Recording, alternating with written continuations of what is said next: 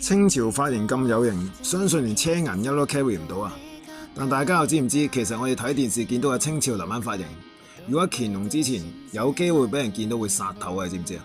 清初嘅時候，攝政王多爾舘下令剃髮易服，咁嗰陣時咧，嗰種咧叫金錢鼠尾，只可以咧保留頭頂中間好似銅錢大小嘅頭髮，咁結成一條咧非常幼嘅辮，呢條辮咧會幼到可以穿過咧銅錢中間有窿，所以你叫金錢鼠尾，非常之核突。乾隆時期咧，隨住清朝政權穩定咧，官方嘅剃髮要求慢慢放寬，咁所以點樣咧？中間嗰個留嘅頭髮咧，已經可以變成一個掌心咁上下大啦，條辮咧都好似老鼠尾咁幼咧，變成一條蛇尾啊！咁但係仍然係非常核突嘅。